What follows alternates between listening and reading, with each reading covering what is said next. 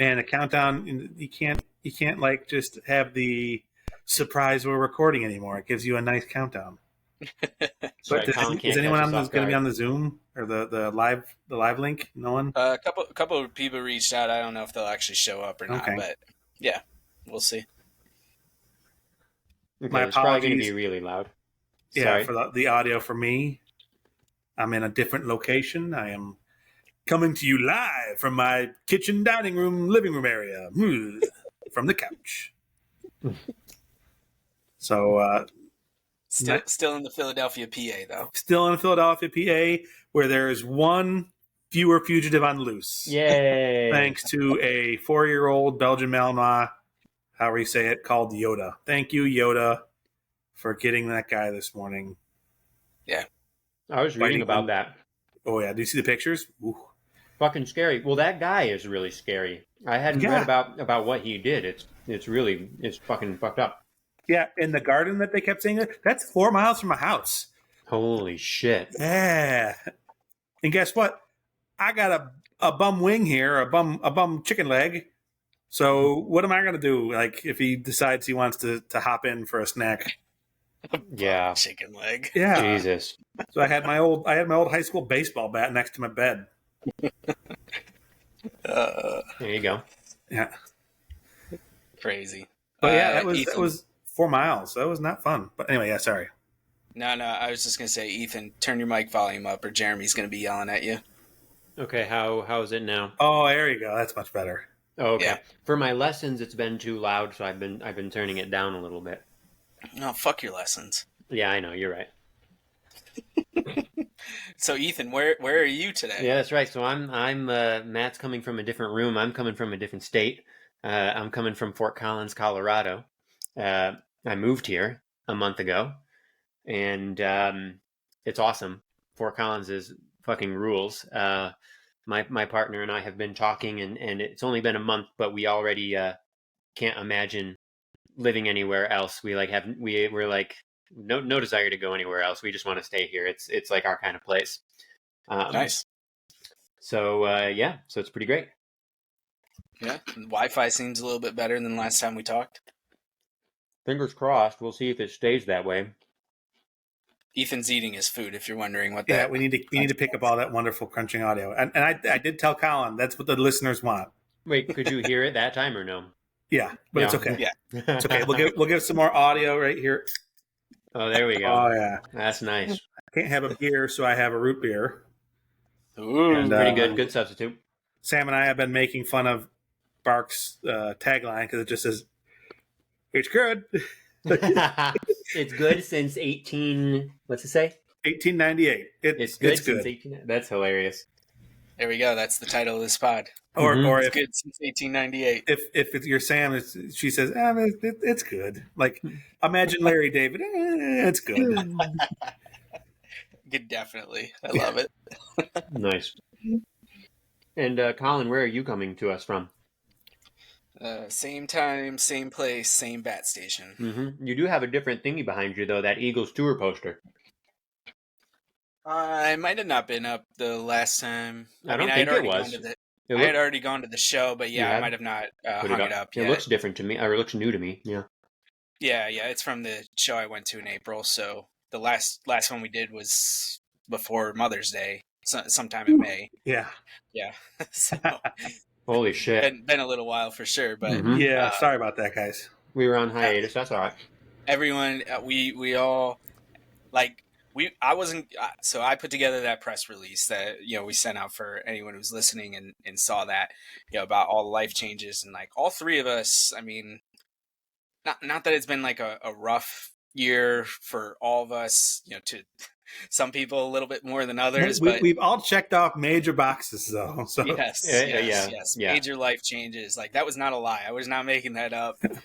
We all three of us have, done a lot. And I guess it's a good segue just really quickly, Matt. I know you have a lot you want to talk about, but I just want to let the listeners and the YouTube viewers and whoever else is doing this, just let you know that we are going to do our best to be consistent moving forward with a bi-weekly schedule. So we're not going to be coming to you every week. We don't know how long the episodes are going to be. again, there's just a lot of life stuff going on. Things have slowed down a little bit, so we feel like, okay, we feel good enough to be able to bring this to everybody, but we don't feel right just like hopping on and, I mean, like literally talking about nothing like we do in our text chats. At least bring you a little bit of substance on these. So you won't see us every week, but you should see us every other week. Mm-hmm. Just means we have more time for our ideas to stew and grow in our heads, and better rants, better content, better drinks, and audio crunching. Exactly, that's right. Colin, what are you drinking? Ethan's got a Manhattan. I've got a root beer. Something back I got from Syracuse, New York. Buried Acorn in August. Buried Acorn. Yep. When did they start? Had just opened. Okay. Right by the mall. When we moved down here to Charlotte, so it was maybe open for 6 to 8 months or so. So we had visited a couple times, and then we were at a birthday party.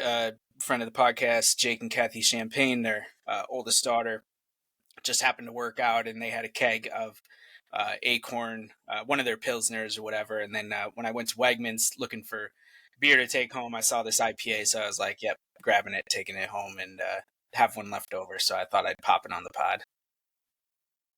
Nice. Ethan, what's your favorite brewery out there in Colorado right now? So I've tried a couple of the local Fort Collins ones. Are there a lot? There's a ton. So Fort Collins, Fort Collins is famous for having, and Matt, I don't know if this is still true, but this is what they have told me and what I've read. But Fort Collins is famous for having like the most breweries per capita, like of any city. I don't know if it's still true, but there's a lot. Yeah. So I haven't tried all of them, right? I've only had a few. Out of the ones that I have tried, I think here locally, the one that I liked the best is called the Jessup Farm Barrel House.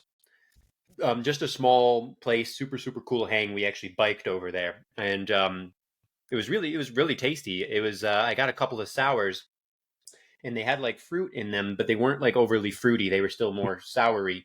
They were really nice. And New Belgium and Odell, of course, are really famous. They're okay, depending on what you get. I would still say, like, in northern Colorado as a whole, my favorite is still WeldWorks, where Matt and I went together. Was that last summer, Matt? Last July. Yeah, that's, I think, still my favorite in the area, but there are several on my list that I want to try that are, Denver, northern Colorado, wherever. So we'll see. Casey is at the top of my list, but they're like 3.5 hours away. So yeah, that's got to be a trip. Now, if you do Casey, also stop in Frisco at Outer Pass, I think it's called. Or is it Outer Range? Outer Range. I added them to my list as well. Yeah. So if you're up there, go to Outer Range. They are excellent as well. They're going to do a lot of hazy IPAs, and oh my goodness, just sitting out on the patio and looking at the mountains is I can imagine the coolest thing. But if you're going to Casey, you go there. Yeah, for sure. And then there was another place that they're not as they've shrunk a bit. I think they're not as great anymore. But in Idaho Springs up there's a place called Tommyknocker. Tommyknocker, okay. That was like a brew pub, but their kind of profile has dwindled a bit. I think they cut down on their offerings. I think they kind of got overextended. But I could get their beer in Ohio for a while. Oh wow! So they did like a cocoa porter. It's probably a good one. I remember if you see that. But okay, that's cool. Yeah, there's I haven't gone yet, but there's a beer bar in town, which is apparently a pretty, at least at some point it was ranked on some list as one of the best beer bars in the country. It's called Tap and Handle, and they have like 70 something on tap or whatever. Including they sometimes will get like a beer or two from Casey that they'll put on tap. I haven't had a chance to go there yet, but they have like a pretty impressive selection. I think I'd probably be able to try some of these far-flung Colorado breweries there, Oh man, that makes me, just an aside, I want to pour one out for Falling Rock Tap House. Speaking of really good beer bars in Colorado, it was like one of the most famous, and they had a close relationship with the owners of Russian River. So it was one of the places in the country you could get Pliny the Younger, which is like the holy grail of all holy grails of IPAs. Not Pliny the Elder, Pliny the Younger. On draft. They'd get a couple kegs every year and have a big event, but they did not survive COVID, unfortunately. Bummer. Man, it was a great place to go. But anyway. Yeah. So, anyways, Colorado's awesome, and I can't wait until you guys come visit. I mean, I know Matt's been out here for the Great American Beer Festival a bunch of times, and we came out last summer, but I'm excited. I'm excited to have you guys come. It's just everywhere you look out here is just like beautiful, you know. Well, and that's another good reminder is now, now that you're out there and within striking distance, I'm taking you to the Great American Beer Festival. Even though it's, a third to a quarter of the size it used to be, we're going. We're fucking going. Oh, it's that much smaller, really? It shrank. I mean, COVID kind of knocked it off. I mean, they were over 3,000 breweries, over 3,000 beers and like 800 plus breweries in the past. And now it was maybe half the size is a better way to put it. But okay, it's controversial in and of itself because they require you to like pay to get everything out there. They don't compensate you for the beer. So if you want to be present there, you have to pay. Essentially, I see. So there's a lot of kind of higher echelon breweries that just say, "Fuck it, we don't need to be there to raise our national profile." Right. But they'll still submit beers for the judging competition, which is the American Homebrewers Association. Yeah. GABF medals, which are kind of that and the World Beer Cup are seen as kind of the two pinnacle beer competitions. So. This is interesting. We've never really talked about this, not that I can recall. So some of the really top-notch breweries that we will drink and that you have like sent to us and stuff, Matt, are they the types of breweries like Treehouse and Other Half and Monkish and all of these? Are they submitting ever to these things? No. So Other Half, Treehouse will never. Treehouse has never done a festival. Yeah, that's what I thought. They just do their own thing. They don't care about anything else. Yeah, they don't need the notoriety, right? They're fucking massive. Well, some people will say they're being pretentious about it. They say that, hey, we are maniacal about our quality. We want the best beer drinking experience you can have, and we don't think that's going to be gotten if we're sending it halfway across the country in kegs that we can't guarantee the quality of. We don't want to do that and ruin the quality of our beer. Yeah. So they don't do anything. And then places like Other Half and Trillium will do smaller kind of invitationals is what they call, that. So Other Half has their Green City festival every year. That's kind of like an invitational where it's a kind of a hand selected, maybe list of 50 brewers that they are basically all friends with that they'll bring to town. And the nice thing about these is invitations is you're getting a lot of really, really top notch beer.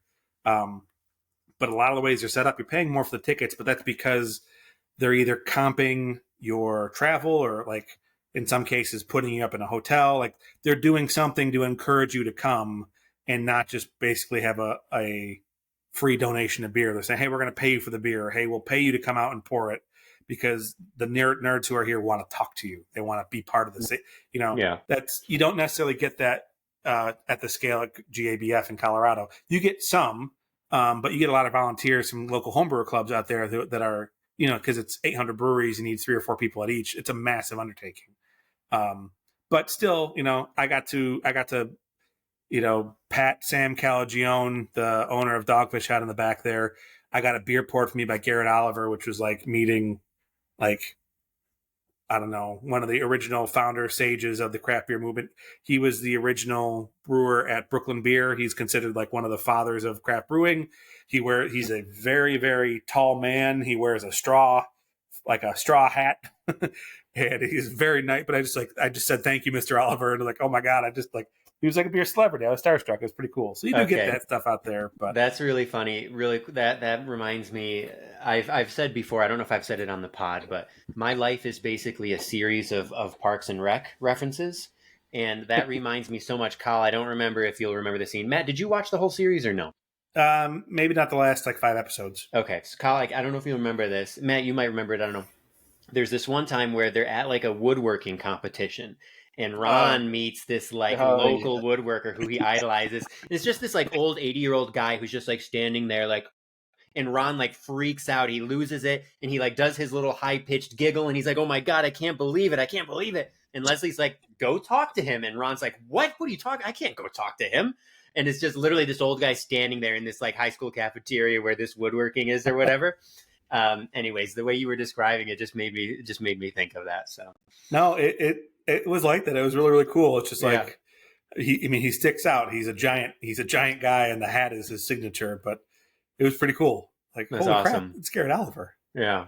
Yo, being starstruck is a real thing. I don't know if I talked to you guys about this because you don't care as much probably, but I ran into Miles Sanders at Target the Friday before Labor Day. So we had a half day at work, and so it's like 2:00, 3:00 in the afternoon. I was going to do the grocery shopping. This is the week that Christine or Toddy, for all the pod listeners, and my daughters had COVID. So I was going out to pick up groceries. I wanted to watch the Penn State game and not have to worry about anything over the weekend, yada, yada. I'm at the checkout line and I look up and I only see him from the side. And I'm like, that looks like Miles Sanders. And he turns and I saw it. Like, the only reason I really identified him at first was because of his nose ring. And so I was like, oh shit, that's Miles Sanders. Now it was super fucking busy at 2:00, 3:00 on a Friday at Target, which probably was just like the holiday rush or whatever. So I had stood in line for like 10 minutes and I had just gotten to the front of the line when I saw who it was. And I was like, am I going to let him go? Am I going to, go try to get a picture with him or whatever? And so I decided to peel out of line. I ran all the way across. So he like starts, leaving or whatever. So I ran out, I go to follow him and everything. And, eventually I catch up and I was like, this like little tiny voice. I was like, excuse me, are you Miles Sanders? Oh my God. At least that's how I remember it in my head. And he turned around. He's like, yep. And, I was like, can I get a picture and everything? I was like, I'm a big fan. And, he said, yeah. So we took the picture. It was great. We talked for like a quick minute and, about Penn State and everything. But I feel like I blacked out. Like I was just, but by the time it was over, I was sweating and everything. I was shaking and I was like, I still have to pay. Like, I haven't even checked out yet. Like, I got to go back to line or whatever. But oh my God, and he's not, I mean, he is one of my favorite players from like recent Penn State past, but it's not like it was meeting Saquon Barkley, Right. or something like that. And I was still but the one thing I will say before I finish this, his arms, I could see them. He had a short sleeve tee on, fucking ripped. Like, roids are working. I was impressed because he's not really that big. I had to look it up afterward. He's listed as 5'11", but I think he's like 5'9", 5'10", or so. So he's not like super tall. And just look at the picture. Like, he's not really bending over that much to be in the picture with me. I'm not very tall, obviously. So, but oh my God, he was fucking jacked. Miles Sanders, Carolina Panthers running back, baby. We are. That's awesome. That's like, this is like how I would react if I saw like Tim Saxhog in the grocery store. He's the bassist for Trampled by Turtles. Or actually, you know what? More realistically, if I saw Banjo Dave Carroll, because he actually lives in Colorado. If I like randomly saw Banjo Dave somewhere, I would like lose my shit. And he seems like a perfectly nice guy. He's just a regular guy. Trample's not that famous. Like, I'm sure that I could approach him, right? But I would be like Ron Swanson with the furniture guy. I'd be going crazy. I mean, that's exactly how I felt. Like, yeah, I had walked by LeVar Arrington in 2018. Actually, the last time I saw Miles play in person, the 4th and 5 game at Penn State. Penn State fans will remember that. But I walked right by him because I was starstruck, and I was like, this is LeVar. I saw him like a mile away, and nobody else recognized him. And that was the crazy thing about Target too, was like nobody else knew. And I get it. Miles Sanders isn't like the biggest star, in football, and they wear their helmets, so they're a little bit more unrecognizable anyway. But that's still surprising to me. Yeah, I could have had like a 40-minute conversation with him probably, and I don't know if anyone else would have noticed who he was. It just would have been like two people talking. Yeah, very. I had the opposite. When I saw Richard Kind, I just like blurted out like, "Mr. Kind." Like, that's right. Because we were passing each other, and he turned around. And I just said, "Go Yankees!" and high fived him and walked away. Right. But that's a great story. I love that every time you talk about that. And I just love that so much. I'm just so jealous because I feel like he's very much like he's not a big time celebrity by any stretch, right? Like he's a niche guy. Like you either have to be a Scrubs fan or an Inside Out fan or like a Big Mouth fan. Wasn't he in Just Shoot? No, not the one with Just Shoot Me. He was in Just Shoot Michael Me. J. Fox. Yeah, he right? was in Yeah. Just Shoot Me. Yeah. Okay. Yeah, But I feel like yeah. you have to be a fan of like very specific things, right? But for me, Big Mouth is like a top 3 show of all time. And his character in Big Mouth is amazing. And of course, I love Scrubs, and Inside Out is one of my favorite movies ever. And so the fact that you met Richard Kind to me is like amazing. We have this joke. There's this one. So on Big Mouth, he voices the really, really angry Jewish father of one of the main characters, right?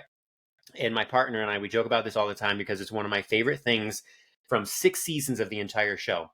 There's this random cut to the family, right? There was a different scene, and then they cut to this family, to the Richard Kind family. They're all sitting at dinner, and Richard Kind's character, the father, he says to his wife, he says, "We got too much mail today." Like really, really angrily. And then the wife says, "I'm sorry, Marty." And that's it. And then it moves on to the next thing. But the way that he like yells, like, "We got too much mail today." Like Richard Kind is so fucking good. I mean, he makes me die from that one line. So I'm so jealous of that. If you want the opposite, so one of the things I've been doing while I've been home is rewatching a lot of John Oliver's shows. And specifically, I watched the Opioids 1, 2, and 3, where they dive into the Sacklers. And I think it's Opioids 3 on Last Week Tonight. They finally got their hands on the deposition that Richard Sackler gave, where he says, "I don't know," like 700 times. Oh, yeah.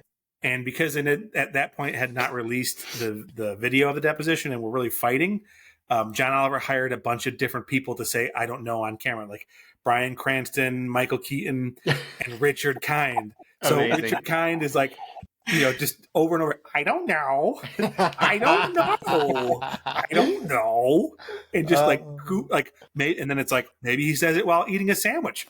"I don't know." So that's a good Richard great. Kind voice, Matt. That's good. It's over and over and over and over, and it's just fantastic. So funny. Genius.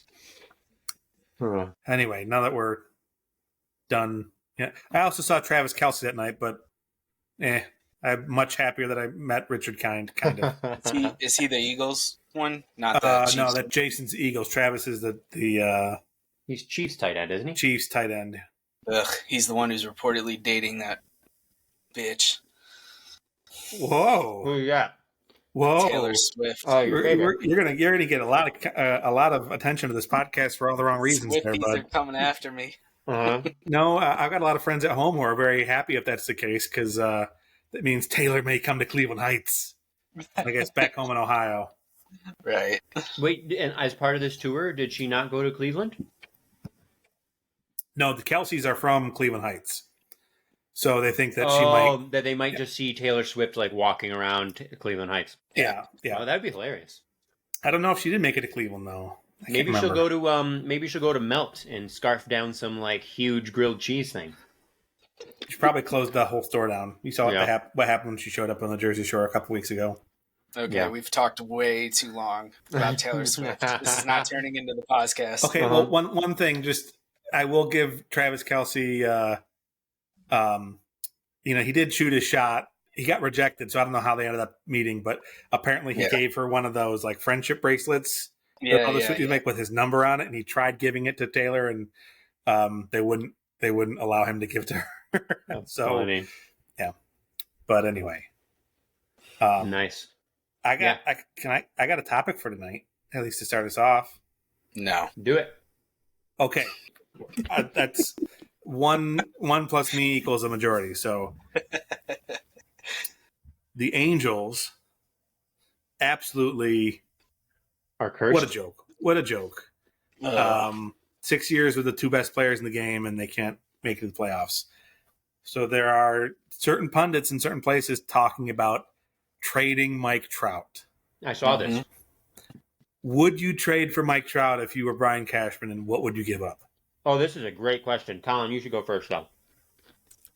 Well, before I answer the question, I also want to say I don't know if it's because the Yankees have been so lukewarm this year, or if it is just really a down year in Major League Baseball, but there are a lot of horrendous teams in baseball this year. Like, the Angels are a fucking mess. the White Sox, the Cardinals, the Cardinals, Hey, the but Padres, which I also want to talk the about. Athletics. The Padres haven't won 4 straight games all season. hey, you still have 5 teams in the NL though, all within the wild card, within a game and a half of the wild card. Which is kind of fun. Yeah, but and this is another conversation for another day, and we could probably do this in the off season when it's a little bit slower. It's about competitive balance, right? And I just relegation and promotion, baby. it just seems like it's way out of whack this year. For Cleveland, they're pretty bad. I don't know. Anyway, Would you trade for Trouty? I actually thought about this. 100%. I've never thought about it. 100% would trade for him, even knowing he is very likely never going to be the Mike Trout that we romanticize all the time. He may never play 120 games, 130 games ever again in his career. But I think the pinstripes would not be as heavy on him. I think they would maybe jolt him. Not that he needs the black magic that Matt Carpenter got last year, for example, but just give him kind of like it's not a 1-to-1 example, but like, remember when David Justice got traded, to the Yankees and, just had that really great, second half of the season, was ALCS MVP, was just a really great, pickup piece for the Yanks in 2000. And Justice was a really good, solid player. He obviously was never Mike Trout, so again, it's not a 1-to-1, but I think it could jolt him. Who are you giving up? Well, I think they're going to ask for the farm. Oh yeah, Dominguez, Volpe, But I also think this is one place where, especially with some of that dead money coming off the books, like, let's just say, it's for this upcoming season. I mean, the Yankees could maneuver a way to pay some of that, $400 million or whatever from the contract extension. So, they say to the Angels, okay, we're going to pick up, this much of the contract, and kind of like they did with A-Rod, right? And everything when they traded for him from the Rangers. So I think there's financial flexibility that they have in comparison to other teams that could help them out. Who are you giving up? It's not the Martian anymore because his injury. It's not Volpe probably because at this point it looks like he's the everyday shortstop moving forward. Maybe there's some pitching. I think they would need. I think the Angels would not ever say yes unless there was like Volpe and Dominguez plus other things. Other people would be my guess, but yeah, that's what I would think too. Even with all the injuries, this is still Mike Trout. Before the injuries, he was like well on the way to being the greatest player of all time. Yeah, I mean, I could still see Dominguez. I mean, the injury definitely muddies the waters, but he's still only, what is he, 20? Yeah, 2021. And he did pretty fucking good for a 20-year-old with a random call-up. Yeah, I mean, small sample size. Small sample size, of course. Like 163 his first, couple, of course. Cups of coffee. So yeah, I don't know what gets it done. I would need to do more research and see what the farm looks like. But the simple answer is yes. If Mike Trout was actually available, I just think it's a no-brainer. Ethan, are you the same boat? No, I'm not actually, which is crazy. So, because you guys know how much I love Mike Trout, and the thing about me too, and I don't know if I've gone into this on the pod so much, is Mike Trout is exactly the kind of player who is my favorite kind of player, and that maybe sounds like obvious or a cliche, but I don't know that that's true for everybody, right? I love an outfielder and I love a center fielder specifically, partially because center field was what I played a lot of growing up and I loved it. It was my favorite. And there are legendary center fielders throughout history, and it's just, there's something romantic about it, right? But also the fact that he can just do everything and do everything well. And there's just something about him, like this do-it-all center fielder, a modern-day Willie Mays. It's this really wonderful thing. And so, I mean, I like Trout as much as anybody, but when I saw these headlines the last couple of days about how he might be available, I'm thinking to myself, how would I feel if the Yankees went out and got him? And, he's 32 now. And I just pulled up his baseball reference page. Last time he played 130 games was 2019. Last time he played 140 games was 2018. Last time he played 150 games was 2016. And that's not great. And think we can think of somebody like Griffey, right? I mean, Griffey through his 20s, again, he was well on his way to being like a top 10 player of all time. His 30s, fucking forget about it. I mean, it was like two different people. Same with Albert Pujols. Now, Trouty has enough time to maybe avoid that, right? He's still only 32. He did hit 40 homers in 119 games in his age 30 season, right? So he's got time to not be a Pujols or a Griffey as far as his 30s are concerned. But you look back at the last several years and you look at the injuries and everything, and it's pretty scary. And I feel like the Angels would be completely justified in wanting Dominguez and Volpe and maybe more. I think they would be justified because it's Mike Trout. However, as a Yankee fan, even just Dominguez and Volpe for Trout at this point, I don't know how I would feel about that. Basically just because of the injury history. And I mean, doesn't he have that back thing, which like they say he's going to be okay, but we don't actually know how that's going to look, right? Yeah, they never brought that back up after it happened last year. Yeah, exactly. Yeah. I mean, the one thing that I hadn't thought about, Kyle, that you mentioned is that maybe being in the pinstripes would be kind of a jolt for him. And I like that. I feel like that could be a realistic thing, right? I feel like being in that environment and being, because we do know, despite some of the shit we heard at the end of last season, we know that people still love playing in New York, right? We remember Rizzo talked about it in the offseason and everything. Obviously, Judge wanted to come back, right? There's something about being in that environment, being in New York, the expectation to win, the passion of the fans, all of this. I could see that being a really good thing for Trout. I could see him really like getting excited by that and thriving in that. However, that excitement and that passion, it doesn't matter if that back injury relapses or if he hurts him, gets some other injury, whatever. So like, it really, really pains me to say it, but I'm like actually very ambivalent about the idea of us trying to get Trout. I wouldn't say straight no or straight yes, but I'm like definitely ambivalent. Well, and Matt, before you jump in, one of the things I'm thinking about too, so you mentioned Ethan, Griffey, Pujols. I think those are good comps, especially Griffey, playing the same position. I wonder, this is the gamble part of it, right? Like we would never know. We'll be able to look back on it 8 years from now or whatever. But regardless of if he's an Angel for life or wherever he ends up, LeBron had some type of very serious back injury. Around the same age. When he was with the Heat, and totally, it was like jeopardizing his career, and he totally changed up his training regimen and all these type of things, and we know just in general, athletes train better for recovery than they do or than they did back in the day.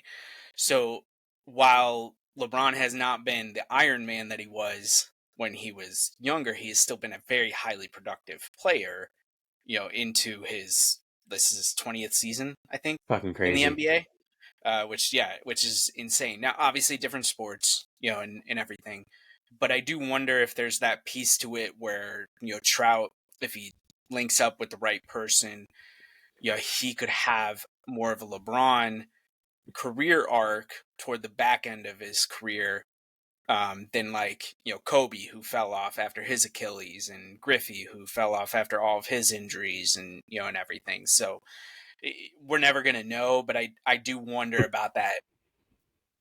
It's not even the training piece; it's the recovery piece. I just read about it in the book about Aaron Judge, and how when him and Steinbrenner were negotiating and they were talking about adding that 9th year onto his contract, he's like, listen, Hal, like I focus so much more on recovery than I do on getting bigger. He's like, I'm maintaining what I am because I'm a fucking 6'7", 285-pound beast.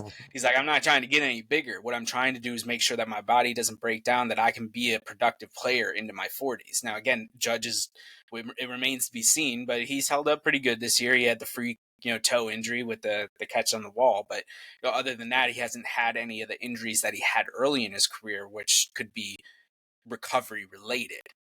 So that's one of the things I wonder about Trout is like, can he figure it out to say like, I could play 120, 130 games, hit 40 homers, hit 30 homers, be a productive center fielder, maybe move positions, right? Maybe move to the corner outfield or whatever. But that's just one thing I've thought about too. Fortunately, I don't know if the Yankees training staff has a track record to help with recovery right now. Right. That's true. Now, also, I want to see the splits. I think Judge, after his injury, has been pretty piss poor, unfortunately. But yeah, I think he's still reeling from that. But I hope he can recover. Yeah. So, in his 119 games in last year, Trout was worth still 6.3 Baseball Reference WAR. Yeah. In a full season this year, there's only one Yankees got more, and it's Garrett Cole with 6.4. The next closest is Aaron Judge at 3.4. So, a three-quarter season from, or I guess 2/3 season from 2/3, whatever the percentage is from Trout is still pretty damn good if he's healthy. But, I'm going to walk the line between you guys and say I think we should only trade him if we could trade for him, if we could also work out the magic to send Giancarlo Stanton to the Angels. I was actually thinking about that. Holy crap. And I'm going to pick on Colin a little bit, but because I do remember saying I didn't like the trade, but I was excited about it. And Colin's quote was, when you can trade for the reigning MVP, you do. And we did get money off, and we did only have to give up Starlin Castro, right? Like, I mean, that contract, though, is going to be such an albatross. But we got him real quick, pause, because I was looking at this the other day. His first season in New York was his age 28 year. Mm-hmm. Like, at the time, that's a brilliant deal. You're getting the reigning MVP for his fucking prime years. Yeah. But anyways, it obviously hasn't worked out. So that's the one, and I don't know if there is enough prospects you could send with him, and enough money you could add to the Marlins' money to actually take care of that whole contract. But I think we can only afford one or two, super duper long albatross contracts. Yeah.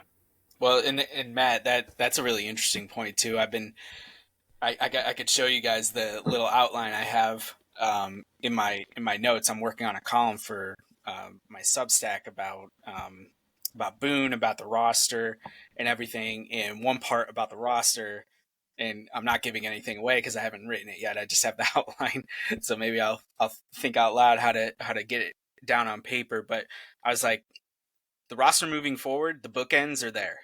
Okay, you have Judge, you have Cole. Yeah, they're not going to be the same. They're gonna fade, but that veteran leadership, and they got a lot of money on the books, so they're not going anywhere. Literally everybody else on that roster should be expendable. Like, figure it out. It's not working. The only argument I could buy is a Volpe and a Glaber. Glaber's defense is spotty at times, but he is. I was just thinking about this today, unrelated, because I didn't know, Matt, you were going to be talking about this. Outside of that freak injury he had when he was with Scranton, and missed a lot of that 2017 season after we traded Chapman for him, he's been pretty durable. And he's still relatively young. He's probably never going to be what he was in 2018, 2019, but the balls were obviously juiced, especially in 2019. So, take that with a grain of salt. But I mean, look at what he's doing this year, like as a second baseman. I'm a big Glaber fan. Yeah. So I could buy Glaber. I could buy Glaber. I can buy Volpe. You get two people up the middle right there. That's a solid start. But Judge and Cole are your definite bookends. Otherwise, that team, that whole roster needs to be whole reevaluation. And I don't know what like. Does he have an opt-out? Yes. Oh, he does? When? Next year. Okay. Well, yeah, so that won't. Now, Well, I believe there's a clause that if he opts out, we could undo it by automatically adding another year to the contract, I think is how it works. Interesting. I But mean, then he's we would our have age, him- so he would have to have another really good year, I think, to make it worthwhile. But I hope it happens. Right, to get all the money. One thing I'll say to appease cousin Greg, who I know is going to be listening to this, I was thinking about this today. So if the season ended today, obviously the Yankees aren't in the playoffs and the Phillies are. And I think, without doing any research, because I didn't have time to look it up, the last time that happened was in 2008, which, cousin Greg's all about the last time this happened, and whatever. And 2008, his beloved Phillies, they won the World Series. And if we're going to go with that logic, then I'm going to say the last time that happened, the next season after that, the Yankees took home the title. from Philly, yeah. From Philly, ironically, but Yeah. coincidentally, whatever. So I just looked it up. After the end of next year, he can opt out of the final 4 years, 144. Wow. The Yankees can void that by adding a fifth year for $36 million. Okay. What's he makes? He makes more than $30 million currently, right? Per It year. was what was it? 9 years, $324 million. I think was that the deal? Yeah, so he's making $32 million a year or $33 million a year right now. Man, it's hard to imagine he'd be able to get a better deal if he opted out. But if he has like one of these ridiculous contract years next year, then okay. Look at Verlander. Yeah, that's true. I guess Verlander and Scherzer got $43 million a year on those contracts, right? So maybe Cole's eyeing that. Yeah, and Judge is up to 40. Yeah, so, I mean, fair the enough. Market's reset. Right. Yeah, maybe Cole wants to do that. Who can blame him? And if he sees the sinking ship that it is. Yeah, that too. Yeah. Yep. I mean, it's a dicey time right now. The good thing is it's the Yankees. They have a lot of money. They can throw it around if they want to. We know the game is much different than it was in not that it really worked as much as the George Steinbrenner blowhards will tell you, but they can throw around money if they want to. And I think they do have a decent core. And let's be honest. The last core wasn't as bad as I think people make it out to be. Did they win a World Series? No. But, were they atrocious? No. Like, Gary Sanchez had that 2017 season is just as mind-boggling as Gleyber's 2019 season. Right. And Judge, should have 2 MVPs. And, I mean, that's 3 players right there, before COVID, and I'm not blaming COVID for, what's happened since then, but a lot has changed, as a result of that disruption. And, they just ran into the fucking Astros, unfortunately, and they didn't have they have I would argue they have better pitching now than they did, in 17 to 19 or so. But I just don't it's like the whole, you guys know where I sit on all of this, right? Like it's the whole people when they bitch about nobody wants to play in New York, there's too much pressure, people yell at you when you're batting bad and blah blah blah and everything, and I'm like, it's also just unrealistic to think they're going to win the World Series every single year. Mm-hmm. And I know it's been a while, and it weighs on me as a fan. I am sure it weighs on Brian Cashman. Like, don't give me this crap that he doesn't care, that he's not a good GM, yada yada. Like, come on.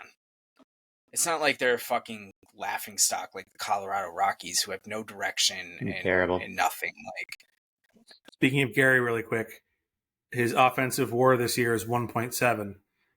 Giancarlo Stanton's 0. Can't be good. Yeah. 0. Yeah.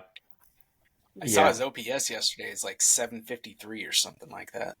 Yeah, it's been really, really disappointing. I don't know what the fuck his deal is. Yeah, I mean, him specifically. I mean, he's obviously more athletic than the 3 of us probably combined. But he doesn't look like it when he's running the bases, though. Yeah, yeah, he's definitely wearing down. He looks like a Pujols, right? Yeah. In terms of the wear and tear on his body. So I think that's probably a comp for what you can expect, unfortunately. Yeah. For G moving forward, he'll still mash a bunch of homers, but I would venture to say we've seen the best of Giancarlo. And the sad thing about that is, like, we think of him as this prodigious slugger, and in many ways he is, but I was just looking at his page too. He only hit more than 40 homers once that MVP year when he hit 59.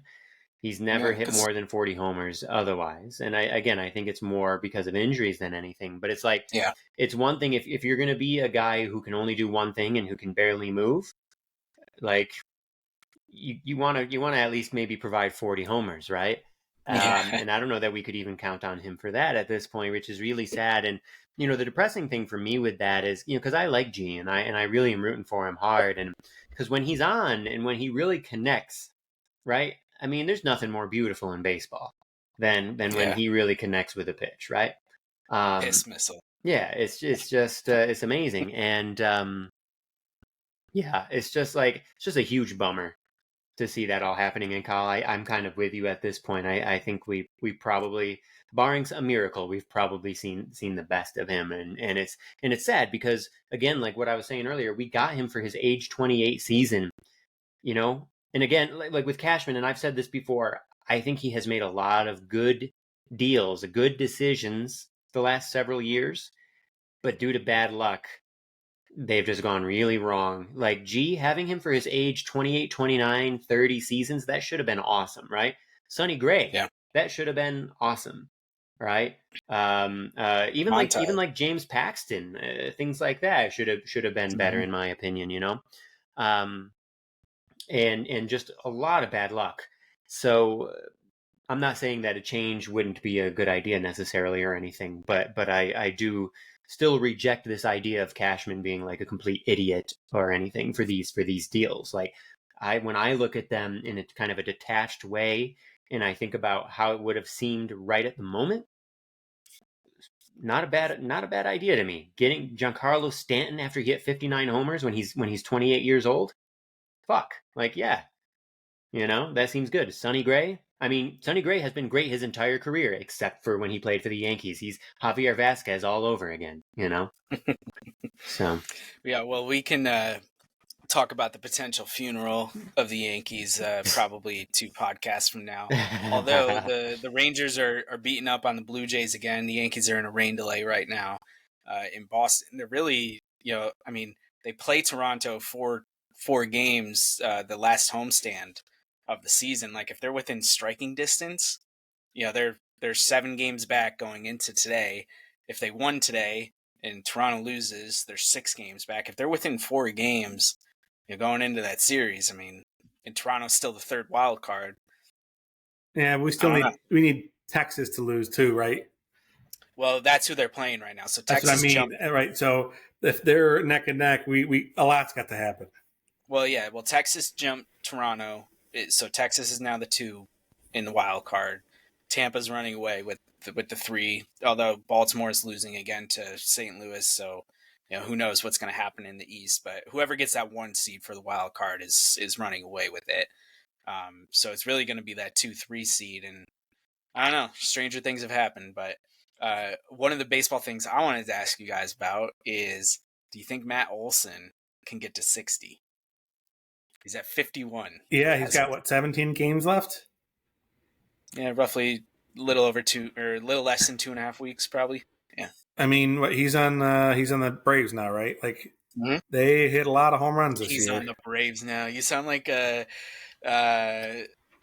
somebody from Wheeler gave up a homer to Acuna yesterday, and I guess Wheeler hates Acuna, like they have some beef or something. And he was like, "Yeah, who was that guy that I gave up the homer to?" only the likely MVP. I don't think he gets there, but I think it'll be close. I think he hits 57 or 58. Yeah, I would say the same thing. Obviously, if he gets really hot, certainly possible, right? Definitely possible to hit 9 homers in the last 3 weeks, 2.5 weeks of the season. Definitely possible if you're really hot. But we've talked about this a little bit before, and excluding 1998 to 2001, when the steroid era was at its peak. 60 home runs has happened 3 times in baseball history. 3 times, right? It's really, really, really, really, really hard to do. And I think even having 51 at this point, I think even playing with the Braves and even being the best team in the game and being surrounded by stars where, he's not expected to be the guy, I think there's still a tremendous amount of pressure that would build up, both externally and internally. And yeah, I just think I'm with Matt. I think it's just really unlikely. It would be cool if it happened, right? It'd be exciting, but just when we look at history, right, you have to take McGuire, Sosa, and Bonds as outliers, and then you're talking about Ruth 27, Maris 61, Judge 22. That's it, right? And so I think when it comes to like thinking about 60 homers, you got to assume no, right? Just mathematically speaking. So I would say no also. What did G get the MVP season? Was it 59? I think it was 59. Yeah. That's what Greenberg got too, right? I think that. Or did Greenberg get 58? 58 or 59. Yeah, 58 or 59 for sure for Greenberg. And then was it Jimmy Fox maybe got 59 one year? 57, something like that. Yeah. I mean, I agree with both of you guys. I think it would be really cool, like you said, Ethan, if it did happen. It'd be exciting. Yeah. I don't care if he hits more homers than Judge. I mean, I think that's kind of out of the question at this point. He'd have to go. I think Trey Turner has 11 homers in his last 13 games or something like that. He would have to. Yeah, he would have to get Trey Turner hot. To catch Judge, but. I think like I'd have to look it up. I don't remember, even though I just read the book, but I'm pretty sure at this point last year, Judge was at like 57 or 58. And then, we know the pressure really started to ramp up. And obviously it's different in New York, and especially when you're, chasing 2 New York ghosts and legends and everything for the AL record. That's kind of a different sidebar, but I would just be surprised if he could just coast. And who knows how much he's going to play. They're locking up that division, and everything. Although I saw something today, Jake Mintz, who's one of the co-hosts of the Baseball Barbacast that I listen to, wrote a piece for Fox Sports. I think Olsen has missed 1 inning the entire season. Holy fuck. Wow. And Acuna is about to be the 5th player, I think, all time to play all 162 games and bat leadoff in all 162 games. Wow. So they have some dudes who have some durability, and so it is no fucking surprise that they are on some really other type impressive of planet. Hal needs to hire their entire training staff. And their front office. I think Alex Anthopoulos is a genius. But real quick, before we move on, 59 for G, 58 for Greenberg and Fox. Mm. Yep. And remember Anthopoulos, he was in Toronto before, right? And he was just kind of, he was viewed as kind of just a free spender there, right? Well, but I think they had like solid years when he was there. But then when his contract was up, I can't remember. I read about this a while ago. Either the owners, they either lowballed him or something happened where he like voluntarily left. Like he didn't want to stay. There was something wrong there. That was the Joey Bat years, right? Hey, Joey Bat years, I think. Hey. I was just stopping in to say hello. that was it. Good to see you. To see y'all back. Look at that beard. Look at that. Yeah, look at that. It's epic.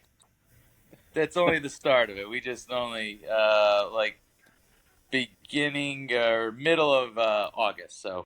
All right. Okay. Yeah. So you'll have to give us a season update in like a month or 2 from now. Is that? Yeah. Yeah. Yeah. Hopefully this is going on until middle of November. Okay. All right. Good. But it doesn't get trimmed until you lose. No. Yeah. The only thing I do is this right here. Sure. Got to take care of the neck beard. Look like Santa Claus. Yeah. Exactly. And it's definitely getting way grayer and way whiter. It looks good. It's distinguished. Yeah. Yeah.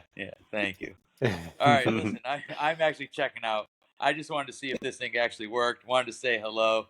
Glad to see you guys are back. I don't know when it's going live, but I can't wait to listen to it.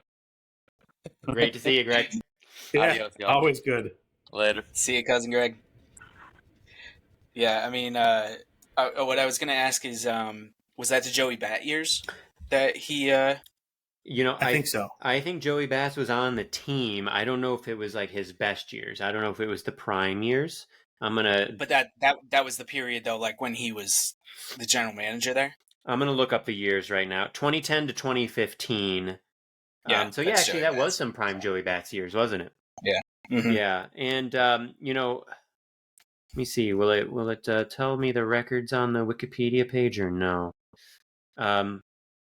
I mean, I think 2016 was the year they went to the ALCS, so right about when they got to be really good. Right, solid. 2010 to 2015, 2 losing records, but 3 winning records, and 2015 is last year. They were 93 and 69, and they lost to the Royals in the ALCS. Yeah, was that Price and Batista and Tulowitzki and Donaldson. Yeah. So they were MVP year. Yeah, so they were like on an ascent for sure, right? But then now you look, as far as I'm concerned, right? You look, and we've talked about this. You look at the Braves now, and we've talked about how they have like a lineup full of fucking all-stars, like almost literally. That's going to be there for the next. That's going to be there forever. They're in their 20s and they are all locked up already. Somehow, Anthopoulos convinced them to do that, even though if they waited a few years and went on the market, they would have made way more money, like in terms of annual pay and everything like that. But I guess these young people right now are valuing that longer term security or whatever. But I mean, it's unbelievable. You look at that. But remember, for every Acuna who has a breakout year, there's a Gary Sanchez. Sure. Right. So that's also a leap of faith on Anthopoulos, and we believe in him. Yeah. He is the kind of guy who will be excellent, right? Imagine if the Yankees dumped a 10-year contract on Gary. Yeah, true. And we were stuck with him. So I'd say absolutely correct. Like, guys valuing security, team doing a good job. I will say I think there's a little bit of luck there too. Yeah. But they've done a very good job with the 5 major contracts they've got. Yeah. No, definitely some luck. And similar to like Cashman with the bad luck, I would say. Yeah. Yeah. I guess I can't say good luck without bad luck. So all right, I'll give you that. Yeah. Well, and here's something to think about. So they were also talking about this on the Barbacast, not related to that article. There was the Phillies hit like a game tying homer in the 9th or whatever, and Jake was in Philly, covering the game. So he's like in the stadium. He's watching what's his name, Snitker. Yeah, he comes out to relieve the guy who gave up the homer or whatever, and Jake's like, you look around the mound and they're just like chilling, they're calm, they're good, and everything. And he's like, they're part of that is probably because they're locked up. They're not playing for a contract. They're like, I'm good. Yeah. And Matt Olson is coming up, Acuna's coming up, and everything. And I wonder, like, Matt, the reason I thought of that is because you talked about the Sanchez thing. And I wonder, like, if there's a psychological difference to taking less money, obviously, but taking more money than the average person could ever, think of making, and just being like, I'm good. I'm here. I'm bought in. I believe in this team. I believe in this organization and everything. Like that. I'm not saying Gary Sanchez would have, continued to replicate his 2017 or like season Sevy or something, right? Imagine like Gary and Sevy and Yeah. But at the same time, when you're always in that like prove it mode, because arbitration's coming up, and you have to go to that negotiating table, and they're going to talk about your weaknesses right to your face. Well, yeah. I wouldn't even say it's a negotiation. It is a fight. And it was one of Trevor Bauer's biggest beefs, right? And not that he's a fucktard, but you're going to sit at me, sit there and insult me and insult my game and point out every weakness, and just so you can pay me less. You're going to do it to my face, to my representatives, and then we're going to pretend it's hunky dory. And meanwhile, right?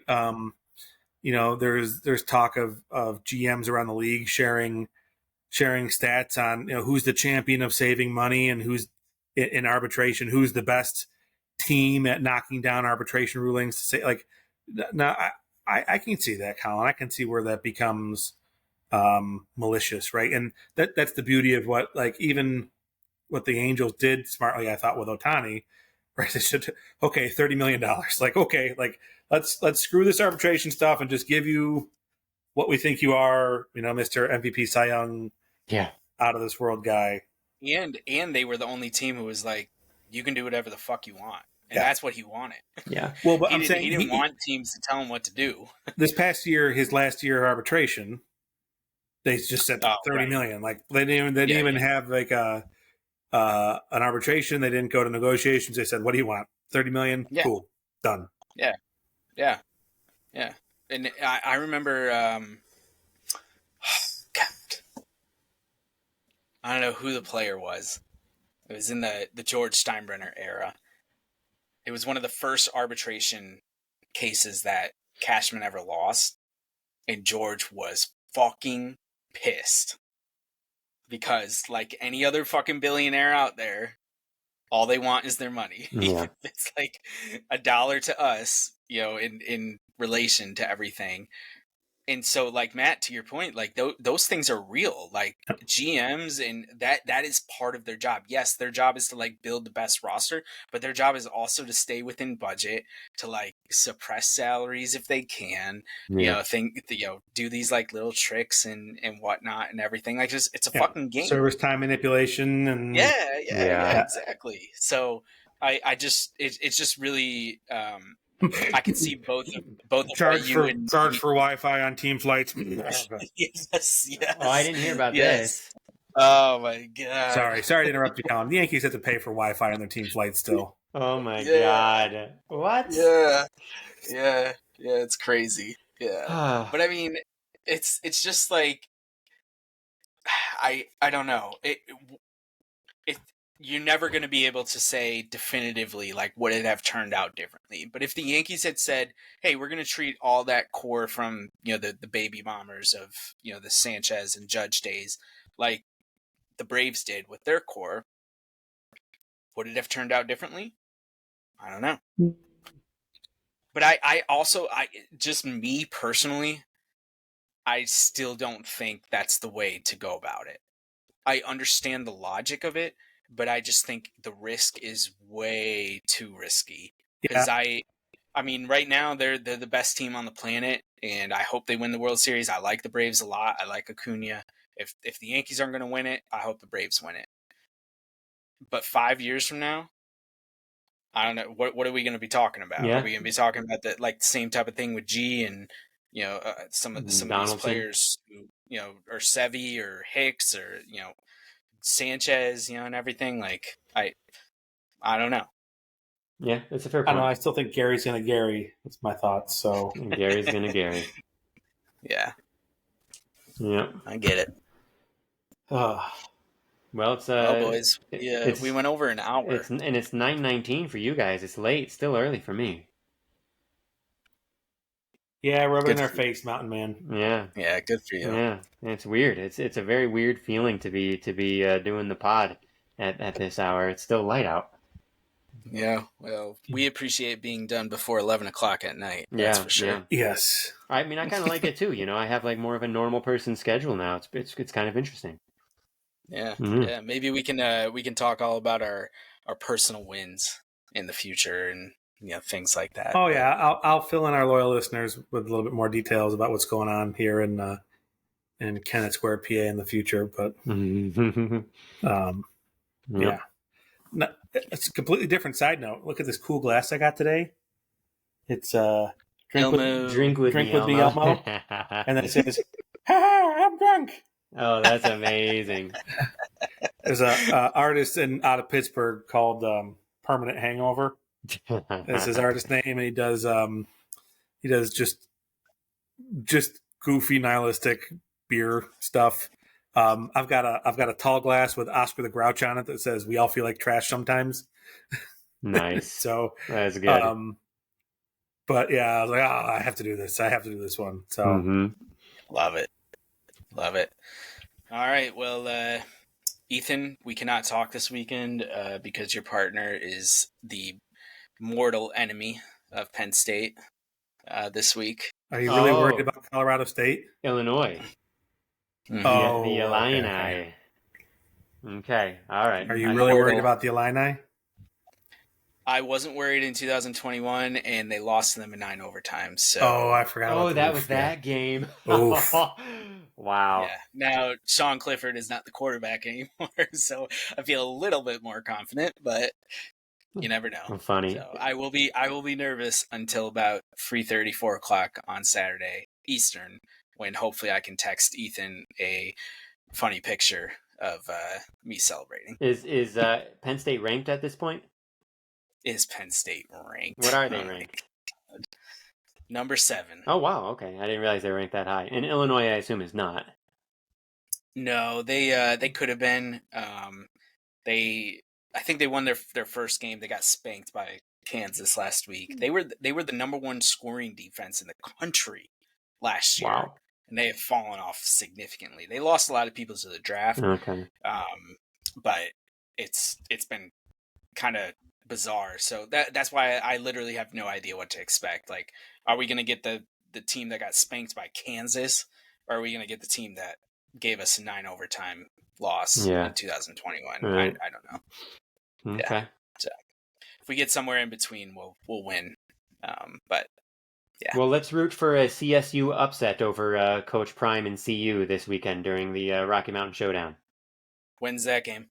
I think it's on Saturday. I don't know when exactly. I can't remember, but it's definitely on Saturday. Well, yeah, I don't remember what time it is. But yeah, go Rams. I mean, there's no chance, right? They got destroyed by Washington State in their first game. But it would be pretty cool. It'd be pretty cool to see that happen. Well, Colorado is due to slip at some point. Yeah, they right. have some good skill players. Their depth is not great. Okay. So yeah, well, we'll see. Whenever they get tested from a depth, perspective, they'll probably not win. Yeah. Yeah. We'll see. All right, boys. Any shout outs before we go? Nope. Not that I can think of. Shout out to Sam for taking such great care of me lately. Yeah. Oh, that's Sam good. is the real deal. 8:00 p.m. on Saturday on ESPN. I assume that's Eastern time. 8 o'clock Eastern? I assume it's Eastern.